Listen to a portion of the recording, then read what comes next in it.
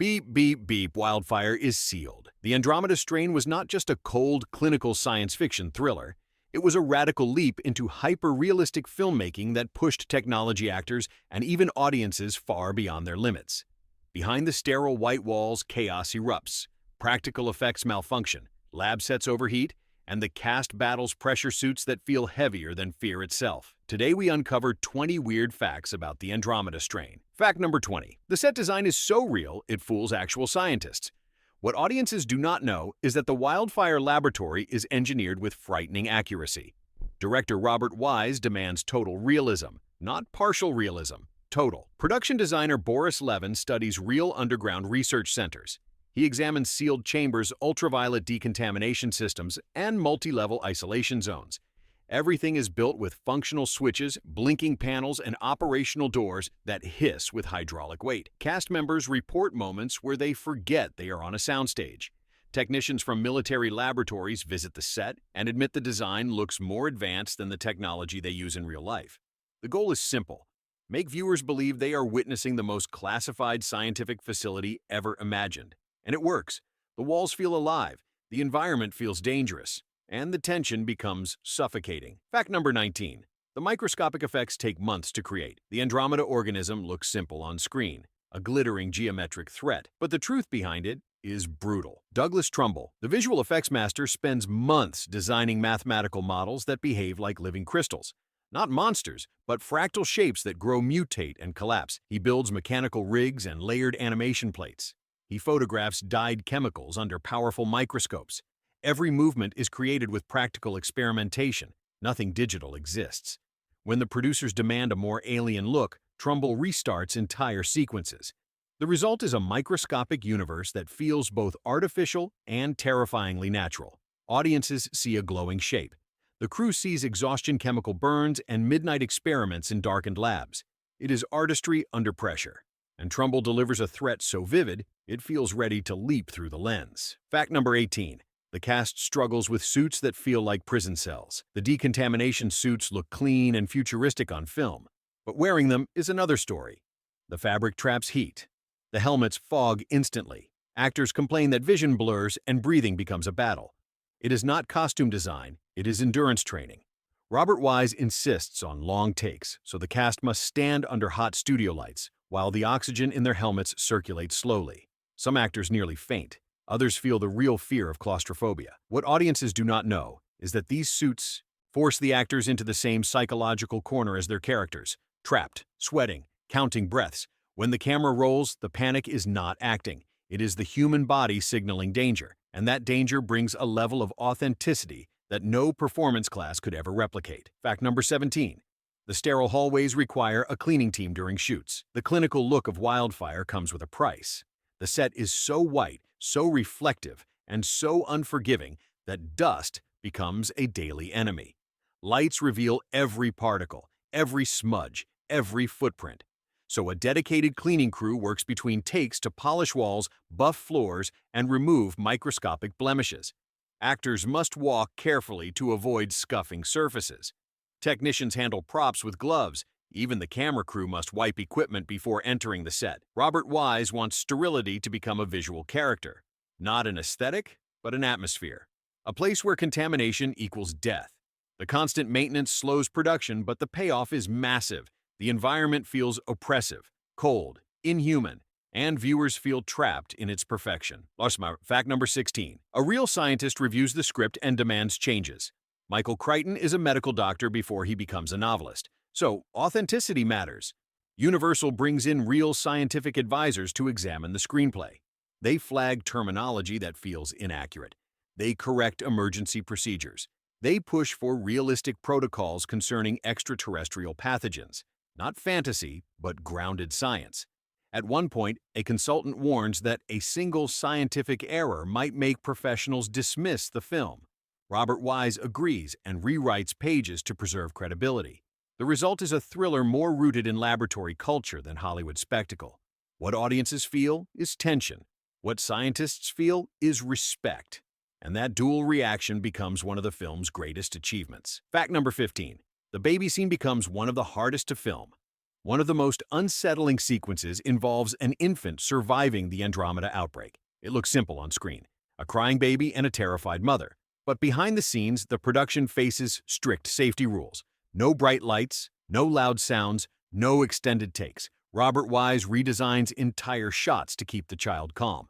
The props team alters cribs, medical tools, and even the angles of nearby equipment to avoid reflections that might upset the baby. Cast members rehearse in silence before cameras roll. Every movement must be soft and controlled. What audiences do not know is that this small moment requires more preparation than some action sequences. It becomes a reminder that realism is not just about science. It is about human fragility, and the fear in that scene becomes painfully authentic. Fact number 14. The laser cutting effect uses real industrial equipment. The iconic scene where a laser dissects the contaminated corpse feels like pure science fiction, not special effects, real engineering. The crew uses industrial cutting devices adapted for safe studio operation. They create beams with optical filters, mirrors, and vapor effects that mimic burning tissue. The heat is real. The smoke drifting upward is real. Cast members are warned not to touch the table after a take because the metal overheats to dangerous levels. Technicians stand by with fire blankets. Wise wants the moment to feel cold, precise, and terrifying. Not theatrical, but clinical. The realism shocks crew members who watch the monitors and forget it is an effect. It is one of the most convincing illusion sequences of its era, and it raises the bar for scientific accuracy in film. Fact number 13. The sound design team creates a language of fear. The eerie ambient hum of Wildfire does not happen by accident. Sound designers build an entire acoustic vocabulary for the facility. Not musical tones, mechanical pulses, rhythmic drones, synthetic beeps spaced like heartbeats. Each level of the lab has its own distinct sound profile. Level 1 breathes slowly. Level 4 pulses like a warning signal trapped in metal. Robert Wise insists sound must create emotional pressure. So the team records turbines, refrigerators, and high-frequency laboratory machines, then bends and layers them into unsettling patterns. What audiences do not know is that every unsettling noise burrows into the subconscious. Calm scenes feel tense. Tense scenes feel explosive. The effect works so well that early viewers report feeling anxious before anything even happens. The soundtrack becomes an invisible predator. Fact number 12. The deadly Andromeda outbreak town is built on a real location. Piedmont, the deserted town that opens the film, is not a backlot construction. It is a real rural area transformed into a silent graveyard. Production teams repaint buildings, scatter debris, and position stunt dummies dressed as lifeless townsfolk. Local residents volunteer as background figures for close shots. The stillness becomes haunting. Crews arrive before dawn to create the cold, early morning look. Dust machines spray fine powder across the streets to mimic bacterial residue. Actors walk carefully through scenes, breathing as little as possible to maintain the illusion of toxicity. It is not a horror set. It is a real community temporarily frozen in apocalypse. When filming ends, the studio restores everything and leaves without a trace. But locals never forget the days their town became ground zero for an invisible killer. Fact number 11. The monkey scene sparks controversy and strict oversight. One of the film's most intense moments features a monkey exposed to the airborne pathogen. The effect strikes viewers as disturbingly real. Behind the scenes, the crew works under heavy supervision from animal safety officials. The monkey is never harmed.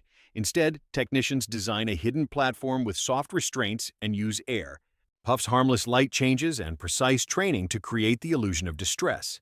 The animal reacts on cue. Robert Wise insists that the scene must feel authentic but never cruel. What audiences do not know is that every second of the shot is planned with surgical care. Animal handlers stand just outside frame. A veterinarian monitors heart rate and posture. The dramatic tension is real, but the suffering is not. And the sequence becomes a landmark in the safe depiction of animals under extreme conditions. Fact number 10. The alert siren sequence triggers real panic on set. The escalating Wildfire alert siren seems like standard tension building, but during production, it becomes a genuine safety concern. The audio team creates a piercing, multi-layered alarm designed to rattle nerves.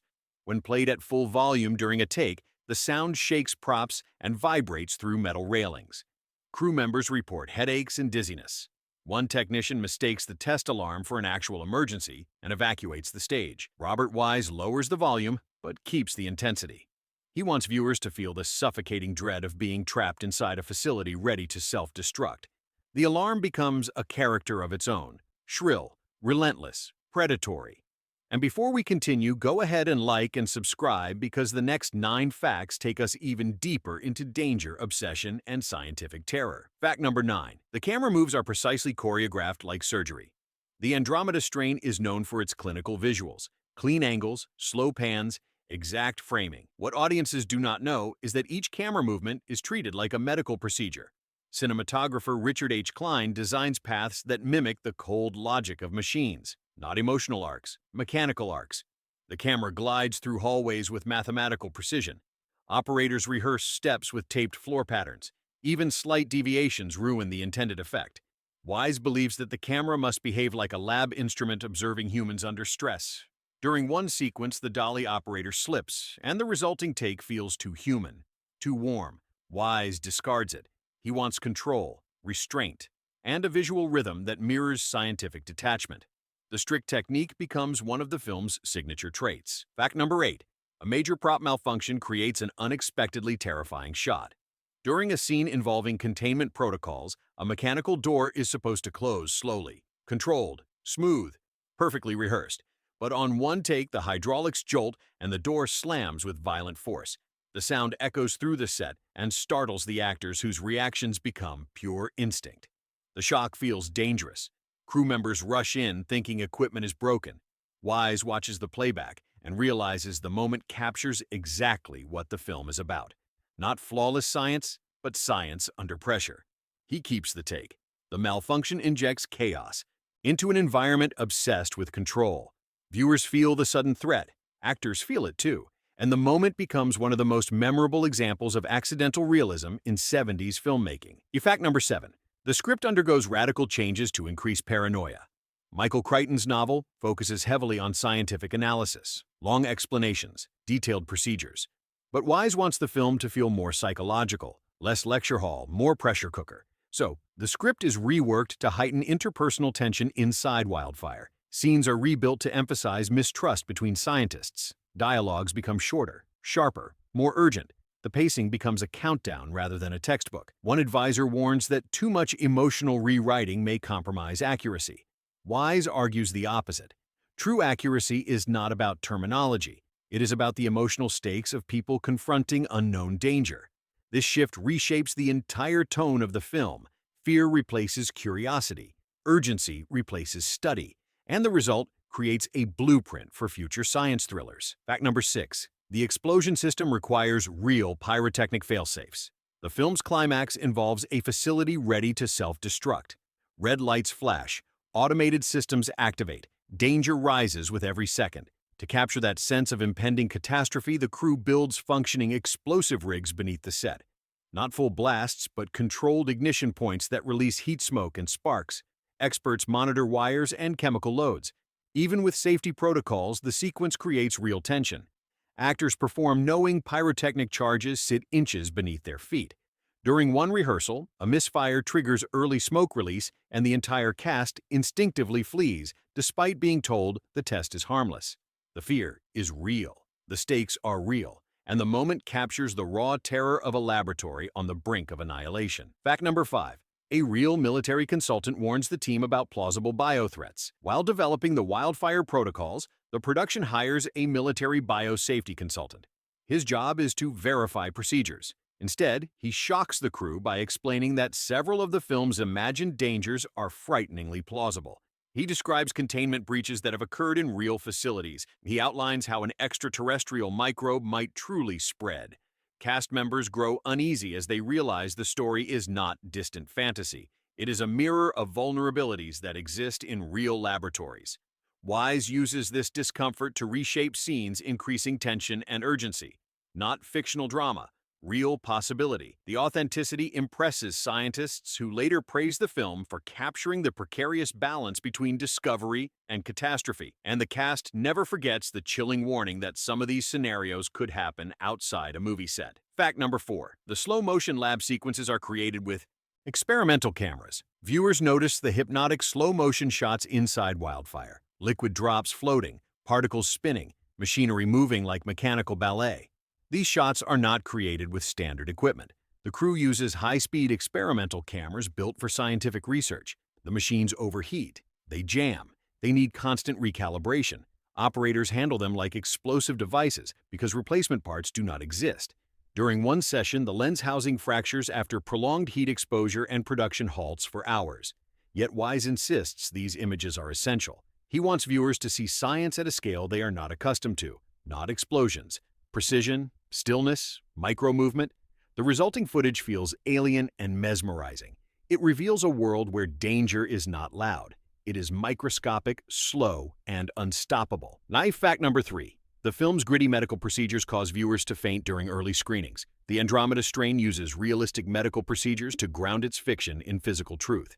Blood tests, autopsies, decontamination burns. Nothing looks theatrical. Everything looks cold and real. During early screenings, several audience members feel dizzy. A few even faint during the autopsy sequence. Universal executives worry that the realism goes too far. Wise refuses to soften the imagery. He argues that scientific horror must be grounded in consequences, not spectacle. When the film premieres, critics praise its commitment to authenticity. Medical communities acknowledge the film for portraying procedures with unusual accuracy. And the public discovers that dread does not need monsters. It only needs the truth. The fainting incidents become legendary, and the film gains a reputation for being too real for comfort. Fact number 2. The Andromeda organism. Colors are created with dangerous chemical mixtures. The shimmering colors of the Andromeda organism look mesmerizing, but they come from experiments that push the crew into hazardous territory. Visual effects technicians mix volatile chemicals to produce shifting hues under microscope lights. Some mixtures release fumes, others crystallize too quickly and ruin the plates. Technicians work with masks and ventilation systems. Every session becomes a race against time. They heat samples, chill them, and photograph the results before the structures collapse. Wise wants the organism to feel alive, not just alien, but reactive, unpredictable. The final look is breathtaking. But behind the beautiful threat are the hands of technicians risking discomfort and exposure to craft imagery that still feels unsettling today. It is danger distilled into visual form, and it becomes an unforgettable cinematic signature. Fact number 1. The ending is rewritten to be more hopeful after crew members express fear. Michael Crichton's original story ends with an ominous warning that the Andromeda organism may return. Early drafts of the screenplay follow this tone: bleak, uncertain, haunting. But during production, crew members express concern that audiences might leave the theater overwhelmed by fear rather than thoughtfulness. Wise agrees. He subtly reshapes the ending. The Senate scene becomes more analytical. The mood becomes cautiously optimistic, not cheerful, measured, controlled. The underlying threat remains, but the film closes with a sense that humanity can adapt, survive, and respond. It is a delicate balance.